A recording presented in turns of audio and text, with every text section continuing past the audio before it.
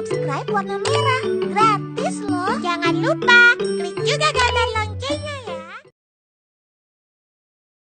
Layanan BK terhadap siswa yang menyontek kelompok 18.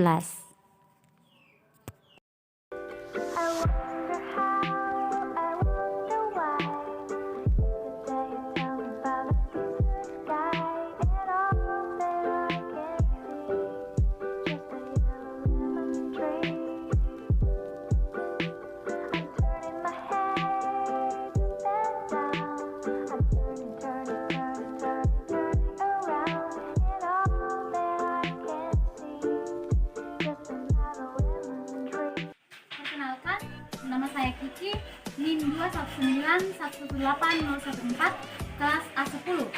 Pada saat ini, saya akan berperan sebagai konselor. 2191118 saya berperan sebagai juru kamera dan sebagai notulen. Perkenalkan, nama saya Intan, kelas 4. Perkenalkan, nama saya Eki, saya kelas 5. Selamat pagi, perkenalkan nama saya Kiki, NIM 219118014, kelas A10.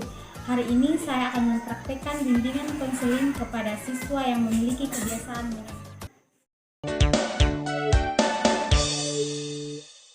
Jangan menyontek, jangan menyontek. Jangan menyontek, jangan menyontek.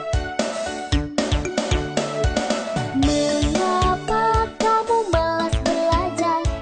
Mengapa kamu tidak usaha? Mengapa kamu banyak bermain? Mengapa kamu tidak malu?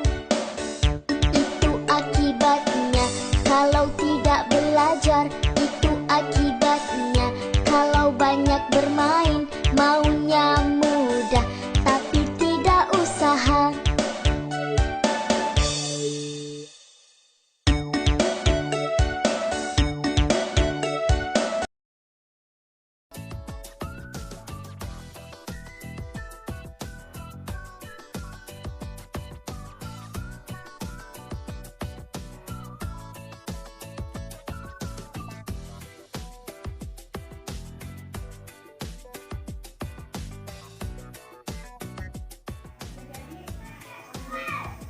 Sebelum kita mulai kegiatan kita, mari kita satukan doa, kita berdoa.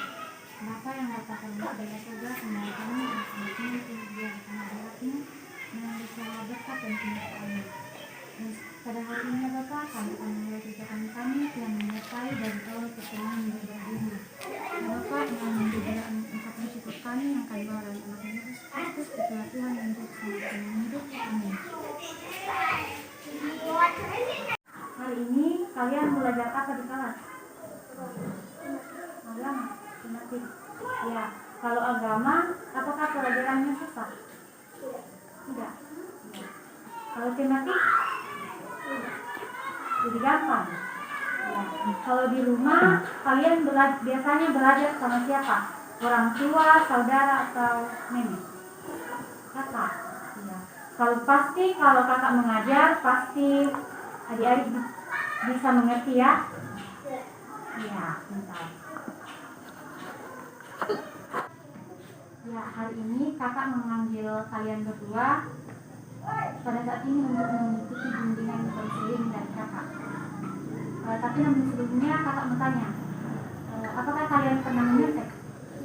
Pernah. Ya. Apakah kalian tahu apa itu menyontek? Ya. Tahu Intan? Yang sama melihat pekerjaan teman. Ya, menyontek adalah kegiatan meniru jawaban yang bukan berasal dari kita. Menyontek itu bukan sekedar dilakukan pada saat ujian. Menyontek juga kalau pada saat Bapak Ibu guru memberi tugas, terus kalian hanya menyalin jawaban dari teman kalian. Ya, itu juga termasuk menyontek. Ya. Kalian tahu tidak dampak buruk dari kebiasaan menyontek? Tidak. Ya, Ibu akan menjelaskan dampak buruk dari menyontek, tapi kalian mendengarkan penjelasan Ibu ya. Ya, yang pertama, malas belajar. Orang yang suka nyontek tidak akan punya motivasi belajar yang tinggi, Kalian tahu kenapa? Karena orang yang suka menyontek selalu mengandalkan temannya. Misalnya, besok kalian mengikuti ulangan. Orang yang suka menyontek akan berpikir bahwa, apa itu belajar? Besok kan ada si A yang akan memberi kita jawaban. Jadi, itu yang membuat kita malas belajar dan kita selalu mengandalkan teman. Yang kedua, kebiasaan bohong. Orang yang biasa nyontek akan biasa pula berbohong. Kenapa? Karena pada dasarnya hasil menyontek bukanlah hasil dari kemampuan kalian, tetapi hasil dari kemampuan orang lain, sehingga kalian membohongi diri sendiri, bapak ibu guru, dan juga orang tua. Yang ketiga, menghalalkan segala cara. Apapun akan dilakukan oleh orang yang biasa menyontek. Benar gak kalau kalian menghalalkan segala cara agar bisa menyontek? Ya. Apakah itu perbuatan baik? Ya. Ya. Ya, tentu tidak. Yang keempat, menular. Menyontek mirip dengan penyakit. Jadi menurut kakak, menyontek juga itu merupakan suatu penyakit yang menular. Karena jika kita melihat dampak buruk yang keempat, yaitu menular. Wah, ternyata menyontek juga merupakan penyakit ya yang bisa menular. Ya, jika kita melihat teman sekelas kita bisa menyontek, tetangga kiri dan kanannya pun pasti mengikutinya. Kenapa demikian? Karena teman yang melihat kalian menyontek akan melihat, wah, dia bisa nyontek, otomatis saya juga bisa. Jadi teman-teman kalian tersebut otomatis mengikuti apa yang kalian lakukan, dan itu semua yang tidak baik. Yang kelima, tidak percaya diri. Tukang nyontek itu orang yang tidak percaya diri. Semakin sering dia nyontek, semakin berkurang juga rasa ingin tahunya dan rasa percaya diri akan dirinya sendiri. Kenapa dikatakan tidak percaya diri? Karena dia tidak yakin pada jawabannya sendiri dan tidak yakin bahwa apa yang dia jawab itu benar. Padahal bisa jadi apa yang dia kerjakan itu benar dari apa yang dia nyontek itu. Ya, inilah dampak buruk dari menyontek. Semua perbuatannya tidak baik kan? Ya, tidak baik. Kalau kita menyontek, sama saja kita mencuri. Mencuri yang seharusnya tidak kita lakukan, karena itu bukan hak kita. Karena itu hak orang lain yang kita ambil. Ya, nyontek juga masuk dalam kategori dosa. Kalian mau disebut orang yang berdosa? Ya, kalau kita berdosa pasti kita masuk ke neraka. Ya. Oleh karena itu, ibu berharap kalian bisa menghilangkan sifat buruk menyontek. Nah, kalian sudah tahu tidak hal yang dilakukan untuk menghilangkan kebiasaan menyontek? Ya, belum? Ya. Ya, hal terpenting yang dilakukan untuk menghilangkan kebiasaan menyontek, dengarkan baik-baik ya. Yang pertama, rajin belajar. Ya, itu salah satu cara untuk menghilangkan kebiasaan menyontek. Kalau kamu rajin belajar, misalnya guru memberi ulangan dadakan, kamu gak akan kaget lagi dan siap mengikuti ulangan tersebut.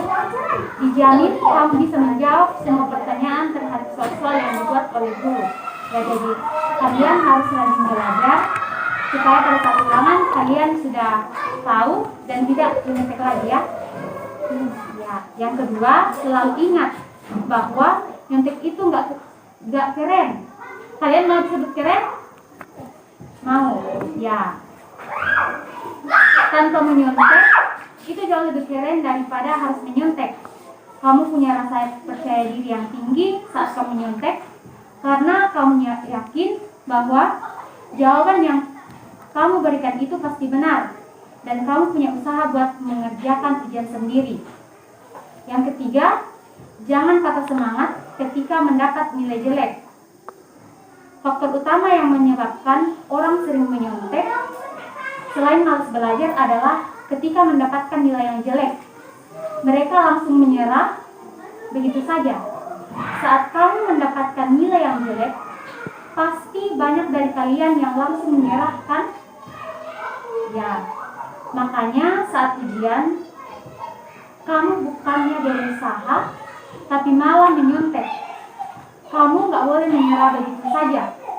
Kamu harus terus berusaha agar kamu bisa mendapatkan nilai yang bagus. Kalau menyontek, belum tentu kamu bisa mendapatkan nilai yang bagus. Karena apa yang kamu contek itu belum tentu benar. Apalagi kalau kamu ketahuan menyontek oleh guru, pasti nilaimu akan semakin jelek. Ya. Dan yang keempat adalah ketika ada pertanyaan yang nggak bisa dijawab, cobalah jawab apa adanya. Ya, tahu kan namanya menyontek itu termasuk dosa besar. Ketika kamu sedang menjawab soal ujian dan ada soal yang nggak bisa sama sekali kamu jawab, kamu bisa jawab dengan apa adanya. Apa yang ada dalam pikiran kamu bisa isi di dalamnya. Ya, walaupun itu salah, setidaknya kamu sudah berusaha untuk menjawab dengan apa yang kamu ketahui sendiri. Ya, begitu. Dan yang kelima, berdoa agar tidak digoda iblis untuk menyontek. Ya, kita harus sering berdoa, meminta kepada Tuhan agar Tuhan memberikan kepintaran kepada kita dan selalu menyertai kita, memberikan kita hikmat untuk selalu rajin belajar agar kita tidak menyontek. Jadi, sebagai anak-anak yang baik, kalian harus rajin berdoa kepada Tuhan, meminta pertolongan kepada Tuhan. Ya, demikianlah bimbingan kita pada hari ini. Kiranya apa yang telah Ibu share ke kalian bisa kalian pahami betul dan kalian bisa mempraktikkan dalam kehidupan kalian sehari-hari. Dan ingat, jangan menyontek, ya. Ya. Terima kasih atas kesediaan kalian untuk hadir pada bimbingan konseling Ibu pada hari ini. Nyontek? Nggak keren. Nggak nyontek? Keren. Ya, demikianlah video kami tentang bimbingan konseling kebiasaan menyontek. Jangan lupa like, comment, and subscribe. Terima kasih telah menonton.